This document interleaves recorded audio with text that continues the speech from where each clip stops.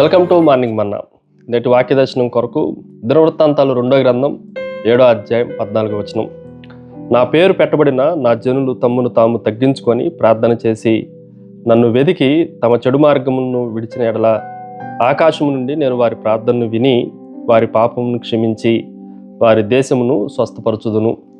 మరొకసారి దేవుని వాక్యంలో నుండి ఇది ప్రత్యేకమైన ప్రార్థనగా, ఈ ప్రార్థనలో నుండి మనము 4 ప్రాముఖ్యమైన విషయాలు మనం గ్రహించాలి. పరలోకం నుండి, ఆకాశం నుండి మన ప్రార్థన వినబడాలి అన్న, ఆయన మన పాపములన్నిటినీ క్షమించాలి అన్న, మూడోది మనకు సంబంధించిన రోగములన్నిటినీ మన దేశమును స్వస్థపరచాలి అన్న 4 ప్రాముఖ్యమైన పనులు మనం చేసే వారంగా ఉండాలి. నెంబర్ 1, మొట్టమొదటిది, ఇట్ ఈజ్ ఏ సూజన్.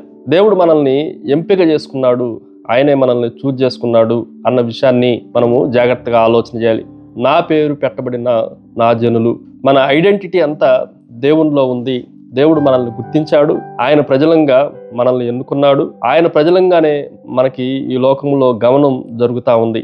కాబట్టి ఆయన ఇచ్చిన ఆ ఐడెంటిటీని, ఆయన ఎంపిక చేసుకున్న ఆ ఎంపికను మనం గౌరవించే వారంగా ఉండాలి అన్న విషయాన్ని మనం గ్రహించాలి.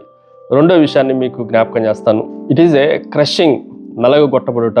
ఈ మాటను కూడా మనం జాగ్రత్తగా ఆలోచన చేస్తే తమ్మును తాము తగ్గించుకొని అన్న మాట కనిపిస్తూ ఉంది. అహంకారము లేకుండా, గర్వము లేకుండా, భయంకరమైన గర్విష్ఠులు కాకున్నట్లుగా మన జీవితాలను, మన హృదయాలను నలగొట్టుకునటం ఎప్పుడైతే ప్రారంభిస్తామో ఆయన మన ప్రార్థనలు వెళ్ళగలడు, ఆయన క్షమించగలడు, ఆయన దేశాన్ని, మనల్ని కూడా స్వస్థపరచగలడు. కొన్నిసార్లు మనము గర్వించటం వలన, అతిశయించటం వలన, దేవుని ఎదుట పొగరుగా ఉండటం వలన అది మనకి నష్టమే తప్ప అది మనకి ఎట్టి పరిస్థితుల్లో ఆశీర్వాదాన్ని తీసుకొని రానే రాదు.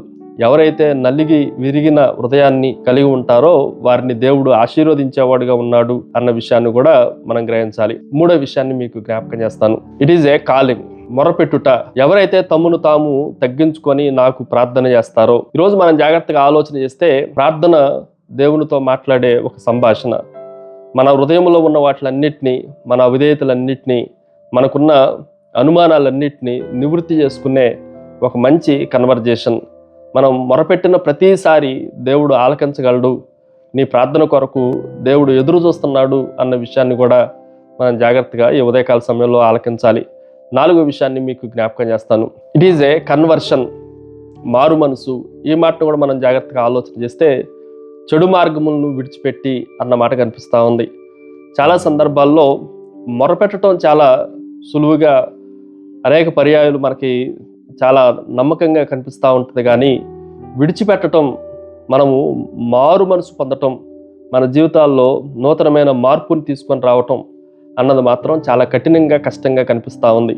ఇక్కడ చెడు మార్గములను విడిచిపెట్టి అన్న మాటను మనం జాగ్రత్తగా ఆలోచన చేస్తే మన పాత రోత జీవితాలను విడిచిపెట్టి, పాప స్వభావాన్ని విడిచిపెట్టి, చీకటిని విడిచిపెట్టి, జల్సాలను విడిచిపెట్టి, ఈ నూతన సంవత్సరంలో పనికిమాలిన వాటన్నిటిని విడిచిపెట్టగలిగితే దేవుడు మనల్ని బాగు చేయగలడు అన్న విషయాన్ని కూడా మనం జాగ్రత్తగా ఆలోచన చేయాలి.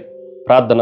సకల ఆశీర్వాదములకు కారణభూతులు తండ్రి, మరొకసారి మేము చేస్తున్న ప్రార్థనలు, మా ఉద్దేశాలన్నింటినీ మీకు తెలియజేస్తూ ఉండగా మా ప్రార్థనలను ఆలకించి వాటికి సమాధానాన్ని అనుగ్రహించి, పాపములను క్షమించి, స్వస్థతను అనుగ్రహించే గొప్ప దేవుడు అని, మీరు ఇచ్చిన నియమాలను చక్కగా మేము వెంబడించడానికి మీరే కృపను అనుగ్రహించమని యేసుక్రీస్తు శక్తి కలిగిన నామమున అడిగి వేడుకుంటున్నాం తండ్రి.